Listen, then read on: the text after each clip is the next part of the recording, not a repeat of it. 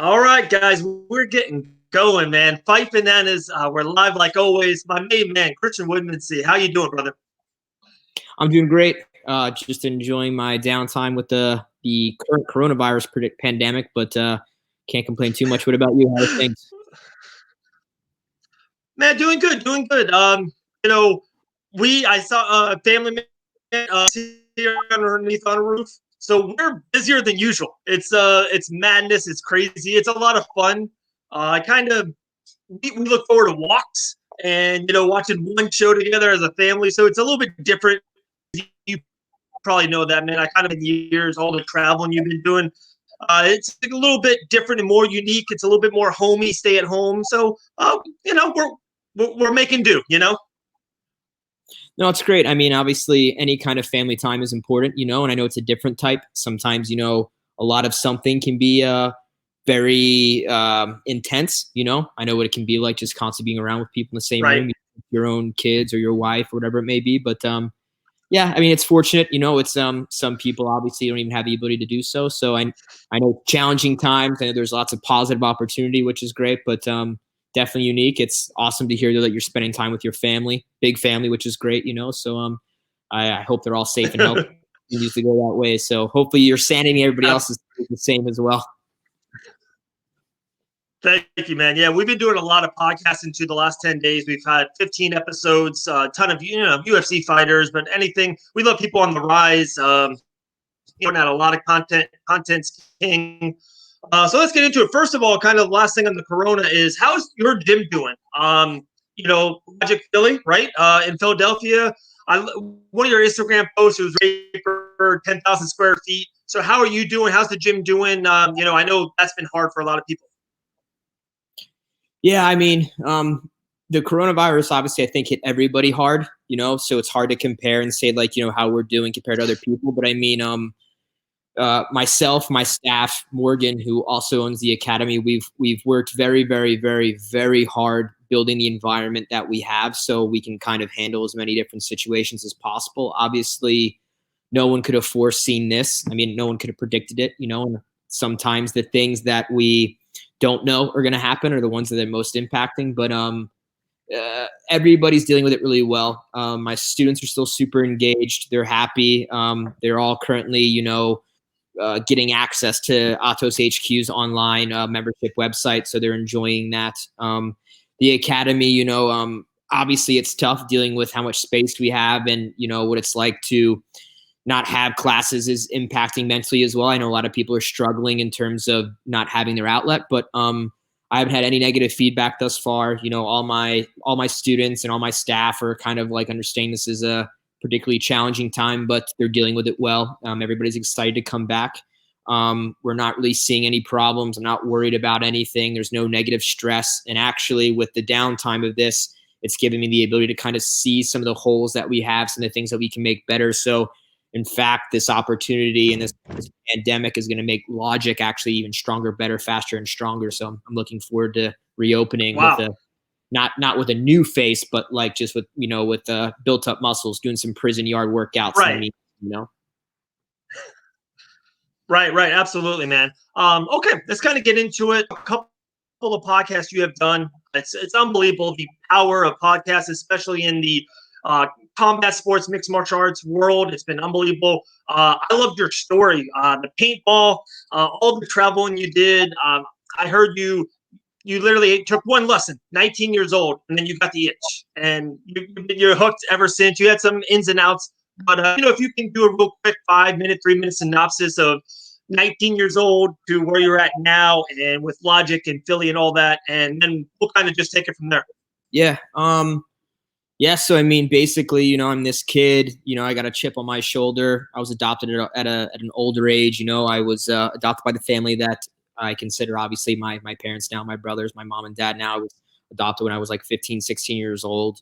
But I was already, I had a very strong type of energy around me. I had a chip on my shoulder, egotistical type of thing. So when I found jiu-jitsu, obviously I was a little bit older in life, reference, and so obviously looking back and seeing kids, they start younger, but I was already like, trying to understand, and I was going through a lot of stipulations, my dad wanted me to go to college, thinking about an education, thinking about the future. And, it was a very pinnacle time to kind of make decisions. So I was, quote unquote, half-assing trying to do the college thing. And I found jiu-jitsu, and I kind of like just shifted everything, and took a class in Philadelphia. It was at a place called Body Arts Gym. It was owned by Angel Cartagena. It's actually like a Muay Thai academy, and they were starting an MMA jiu-jitsu program. Sorry.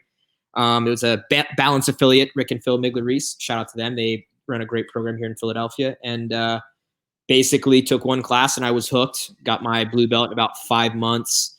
Got my pro belt about a year later. I joined a Lloyd Irvin affiliation here in Philadelphia. Started training with Jared Weiner, Brad Daddis.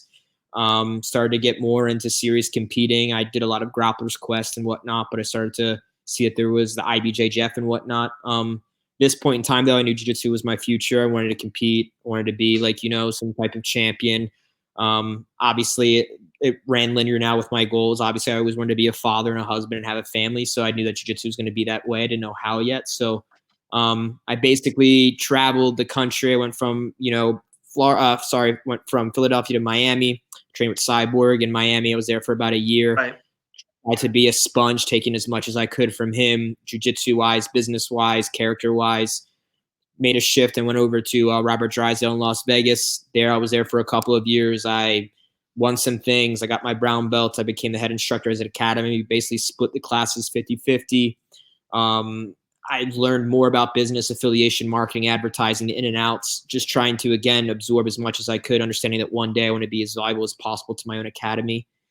Had a shift of goals. I was kind of like trying to figure out what I wanted to do, and I was getting to a pinnacle time of where I was about to be a black belt, and I decided to switch and go to Atos, which is in San Diego with Andre Galvao.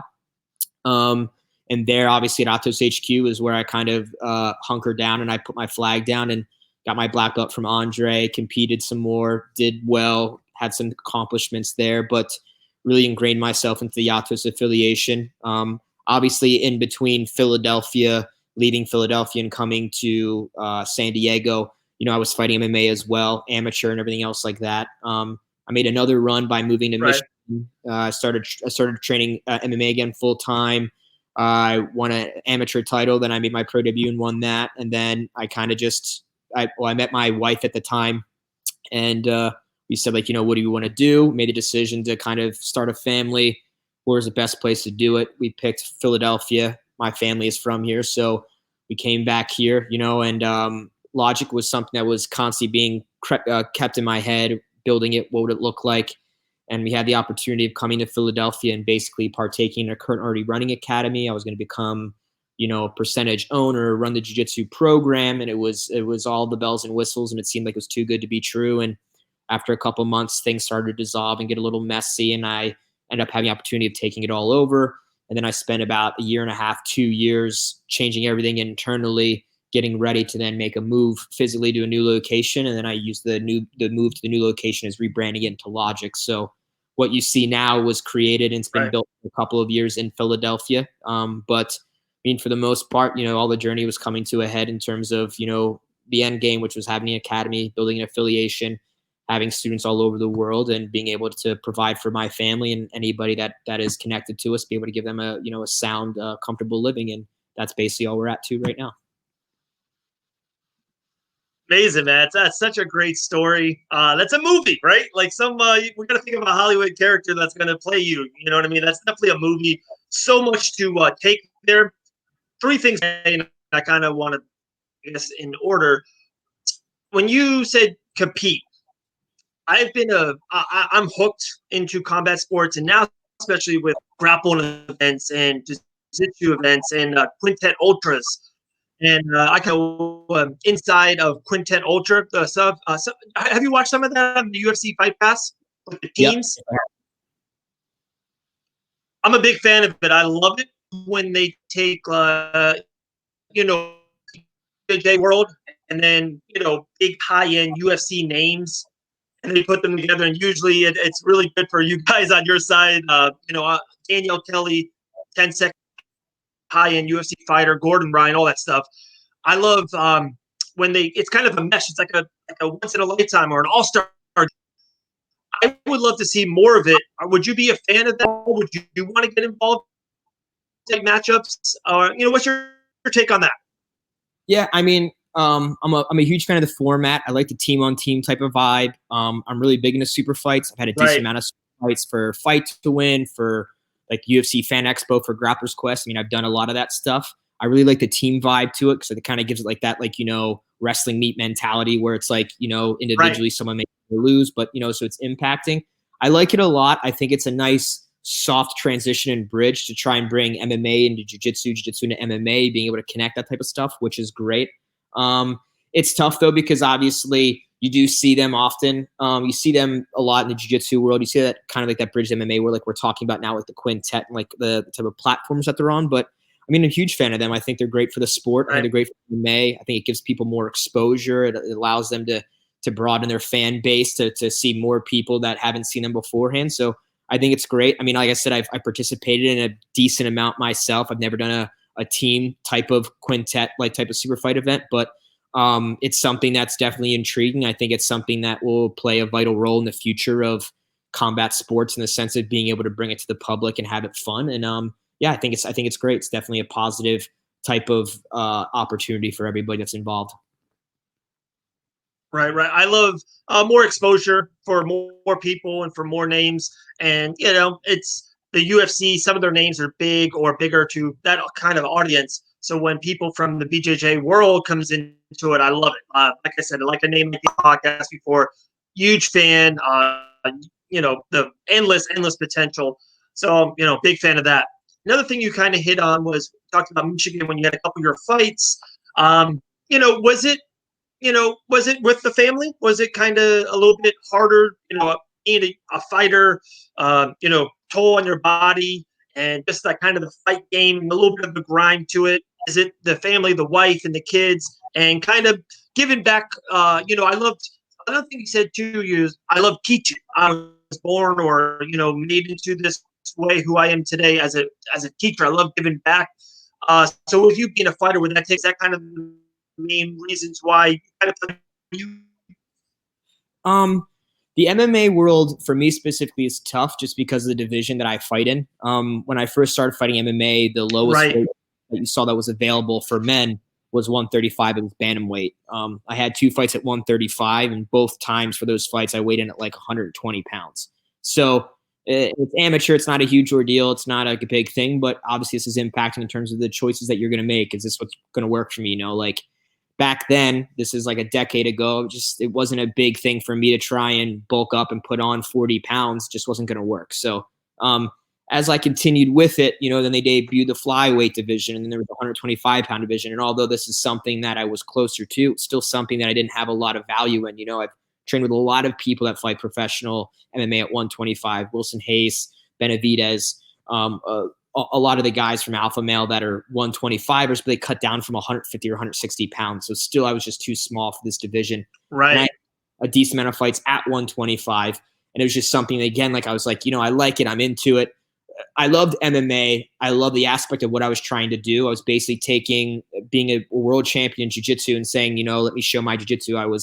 It's not a relatable topic, but like trying to be like Damian Maia in the 125 or 115 division to say my jiu-jitsu can outdo wrestling, striking, or anything else it may be, So when I was in Michigan, I mean, I've always taught. I've been teaching since I was a blue belt. So I've been teaching for, 11 years out of the 12 years that I've been training. But, when I went to Michigan, Right. focus was to make a real good, strong run to fight MMA at a very large scale, and I knew that I had potential. ONE FC has a 115-pound division for men. They have that strawweight division for men. And, I knew that I could just submit everybody in that division as long as I could get there. But it's such a struggle to get enough fights, especially at 115 in the States, that one, you're not paying out of pocket to create the politics. So I did my best to kind of create it. And it was just so much sacrifice that it was hard to kind of make sense. I've now building a relationship with my fiance, my wife, having a baby, I've got responsibilities, and it's just that I don't have the energy to take away from trying to invest in my students and invest in my growth to be able to go to the Philippines and go to Thailand for 6 months to train and try to make contacts just so I can make this organization work. But it was a serious type of growth. I love MMA. all my fights that I took, I won first round submission. So I felt great about it. My only loss was a 3-round decision, and like, it was a humbling aspect. It made my jiu-jitsu better, but like, I've always been a jiu-jitsu guy. The problem is just that with my size, my opportunities are a lot harder to obtain in the 115-pound division, and as I'm getting older, it's just something. If it was dropped in my lap, I would 100% take it. But now with an affiliation, with an academy, with a wife, with a baby, it's just like, I'm not really into, I'm going to go away for 6 months and do a camp in Thailand or something. It's just not worth it to me anymore. But jiu-jitsu is a lot easier. It's something that I can train consistently for. It's something that I can do here. It's something that I've already obtained. And I kind of know how to create that process, that algorithm for success. So it's a little bit easier to do. But my passion always been, and it's always going to be teaching. I love to be a leader. I love to be able to impact other people's lives. And I pride myself on my ability to teach, and I'm always trying to make that evolve. So that's where my focus is now. And I'm kind of like putting a lot of energy into that. And I'll go back to whatever type of combatives that I want to do, maybe in like a year or two, once the academy is more thriving and I've got, 25 black belts and other instructors that can help out. Wow. Awesome, man. Very, very cool. You threw Cyborg out there, training with her, you said, for around a year. You threw out the Alpha. Maybe, has there been someone that you trained with, like, wow, he or she, like, they're going to be a superstar, they're going to win championships, and just never unraveled the right way for him or her? It just never really, fell the right way. Has there been like a dark horse you're like, man, when I rolled with them inside the gym, they were unbelievable, but just never became a UFC superstar? I mean, it's tough because the majority of my time that I spent was very jiu-jitsu specific when it was in the MMA world. So like, I was never that MMA guy that was just doing MMA. I was always a jiu-jitsu guy trying to do MMA, you know? So spending my time, I mean, like, everybody that I surrounded myself with, that I trained with, literally became or already was some type of very, very well-respected superstar, whether it was UFC, Bellator, WEC, the time maybe. So there's been plenty of guys that I've literally been like, man, this guy has great potential. And then literally he goes out there and he kills it, So like, when I was in Las Vegas, I was literally, it's Frank Mir, James McSweeney, Forrest, Drysdale. You've got all these guys that literally had UFC careers. They continue to fight, whatever it may be, over time. But like, and as you're going around, you're bouncing around, you're seeing new people. I mean, where I was in Michigan, the academy that I was at, the MMA, facility that I was training at, all of those people, that team that I was at with was very successful, and they've had people that have gone to the UFC.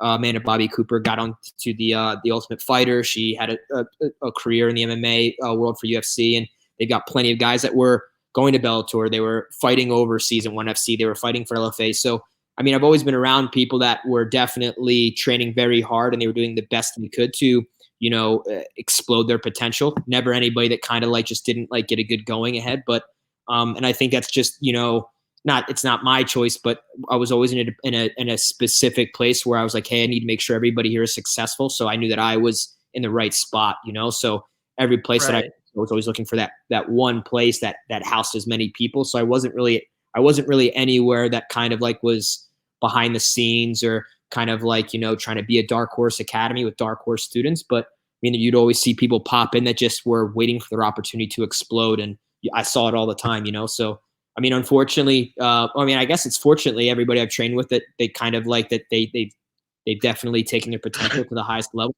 Great, but there's definitely plenty of people like literally will continue to do so, in the jiu-jitsu world, MMA world, like it's all there. Wow, that's awesome. 2020, it's in April. There's no fights going on really. UFC 249 canceled and all that. Is there someone, or him or her again, even a couple names out there that are, when they fight UFC or, ONE or Bellator, I'm watching her. Is it still like a guy like Damian Maia I hear all the time? Gilbert Burns, he's been on the show before, just unbelievable skills. Is there someone that you love to watch? Here's $65 ESPN. I'm watching.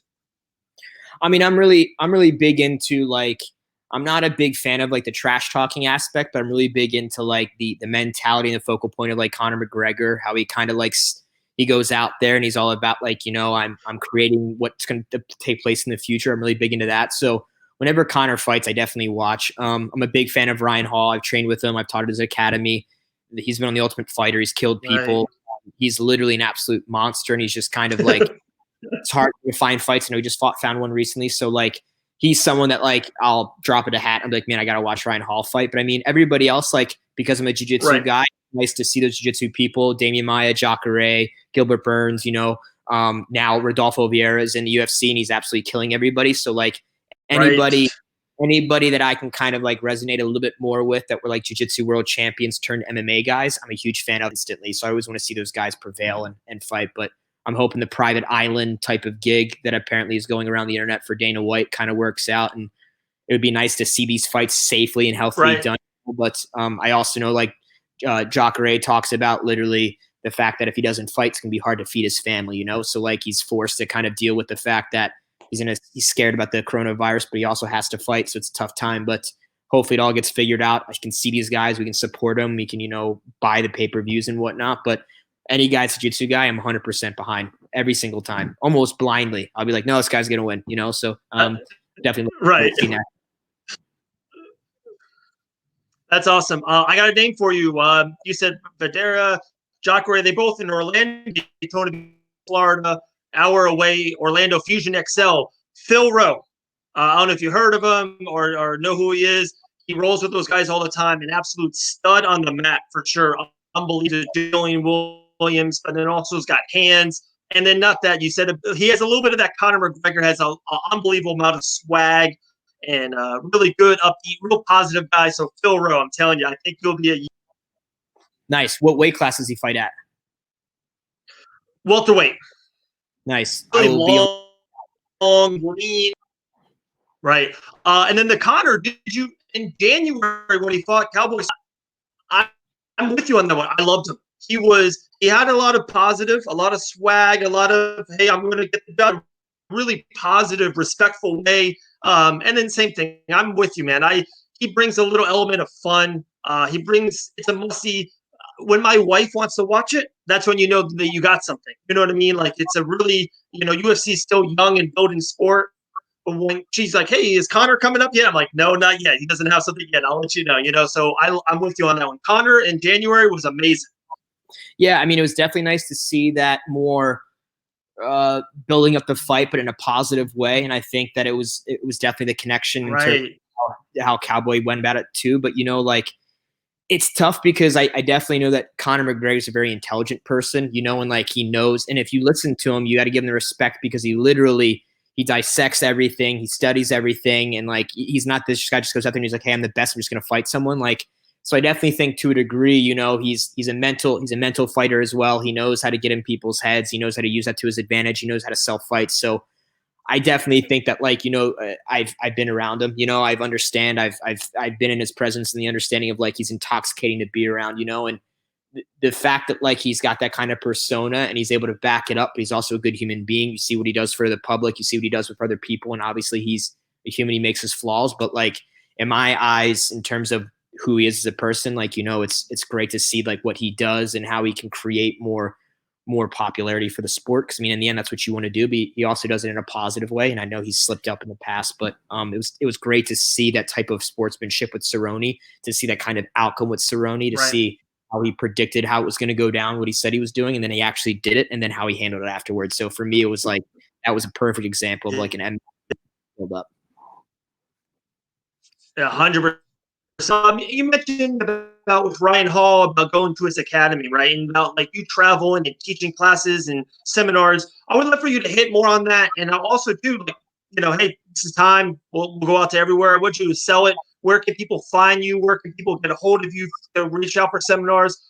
Because I definitely think you're that guy that more schools should get a hold of. Pick your brain, use you're a great tool. You have so much knowledge of the game. I think it would be unbelievable for any gym nationwide.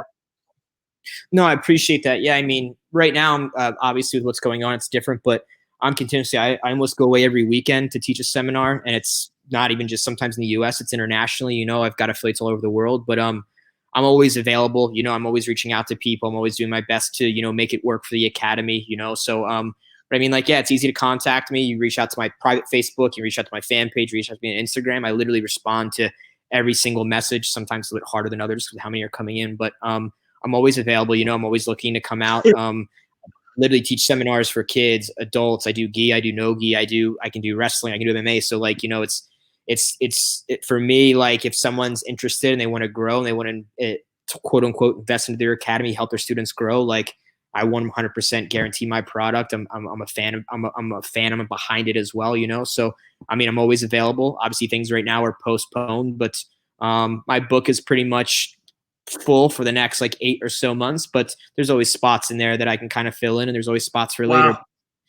Yeah, I'm always into it. I literally, I think I teach more jiu-jitsu seminars than anybody I know. So if anybody needs one, I'm always open-minded to do it. Just let me know. That's awesome, man. That's really good to hear. Like I said, Instagram, even the website, we've been throwing it up there a couple.com. I just really want to push anyone that's watching, listening. We'll get this out there for sure. It's just a last but probably not least. Hopefully, we're back in the swing of things in May, June by the latest. What do you say to a lot of people that are on tough times now, used to kind of getting out there, or maybe don't have a job? I know a lot of local gyms that are doing tough. They're doing stuff on Zoom, and they're trying to. It's just losing money. What do you kind of say to kind of a lot of owners and just almost the man at all? You know what I mean? How does everyone keep it going, keep their mind sharp, and get past this? Yeah, I mean, I think the most important aspect is that kind of like we're always fighting to kind of figure out, like, obviously the MMA academies, jiu-jitsu academies, it's people's outlet. It's also a business. It's people's jobs in both directions, whatever it may be, and I mean, it's tough because right now we really need to band together, so like this is when it's important to be part of affiliation where you can reach out to people, get some help, bounce some ideas, whatever it may be. But like, I mean, for me, my advice to give to people, whether they're students, whether they're owners, whatever it may be, is, keep people engaged, let people stay in the loop, be authentic with your students, be authentic with your instructors and your professors and your coaches, whatever it may be. But just stay engaged, and it's tough, obviously, because you're in the house or you're limited to what you can do outside, and obviously you can't train, but you want to still make sure you're stimulating yourself mentally, physically, emotionally, whatever it may be. So you're kind of just missing that little bit of piece that actually takes place when you actually go to that location. But I mean, for the most part, there's so much information that's available on the internet. You can, if you're an MMA guy, you can watch tape, you can talk to your coach, you can be like, hey, what are some things that I can be looking at right now?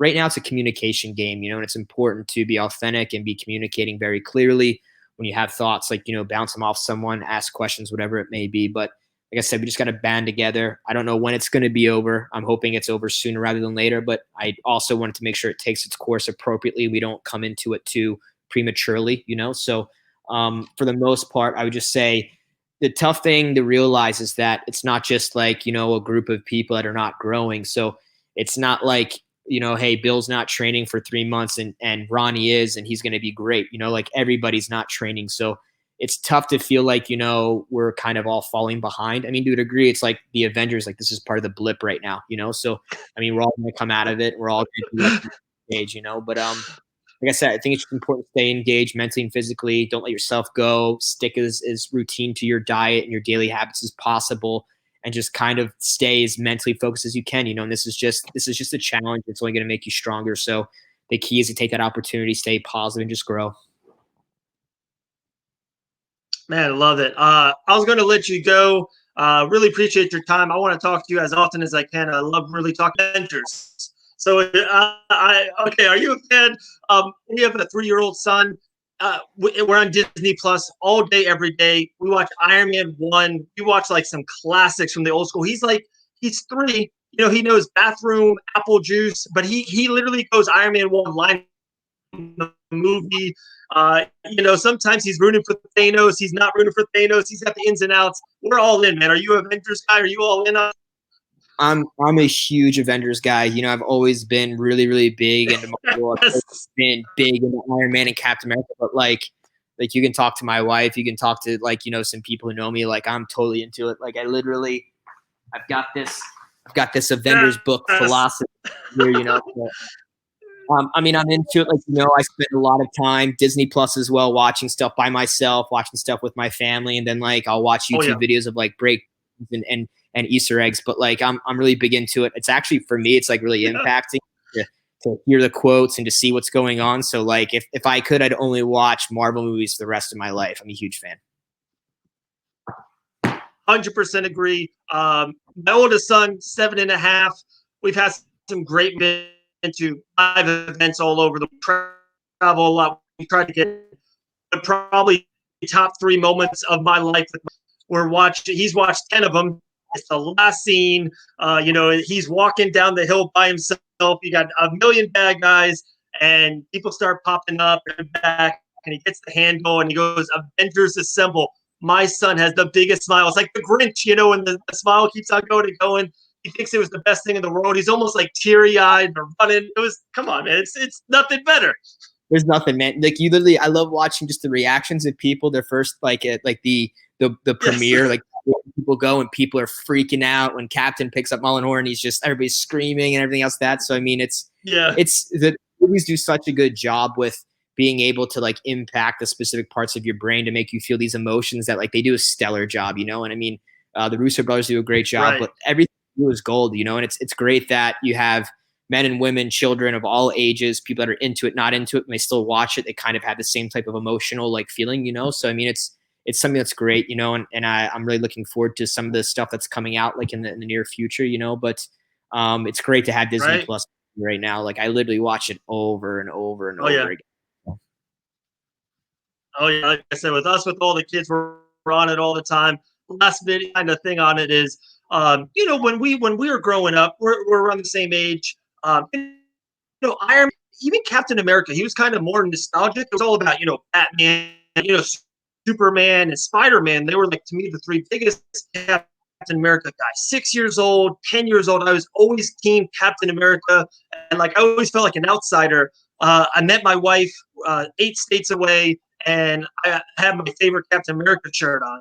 And we're talking, we're vibing. What up, girl? I'm wearing a nice jacket, and then we're kind of saying bye.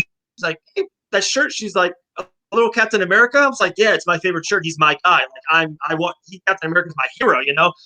She takes off her like beautiful dress, whatever. Underneath, she's wearing I was like, "Let me get a ring. Let me get a ring on it." So she had me hooked right there. You could literally reenact that or share that story and it would go viral because it's literally it's perfect. It's great to see that. Like it's something that big but small. I can bring people. It's man. I wish that I met my wife in such a way. So I mean that's amazing. Great to hear. Oh, that's awesome, brother. Man, appreciate it. I had a great time talking to you. Continue success. Everyone go to the gym. Check out logicphilly.com. Check my main man out on Instagram, Kristian Woodmansee. So much respect. Thank you so much. I appreciate your time. No, man, I appreciate you guys having me. It means a lot to me. It's awesome. I definitely enjoy this conversation a lot. Like I said, I hope you and your family and everybody's safe and healthy. Stay strong. If you guys need anything, let me know. But I really appreciate you guys having me on. Had a blast. Appreciate it, my man. Thank you. We'll talk soon. Thank you.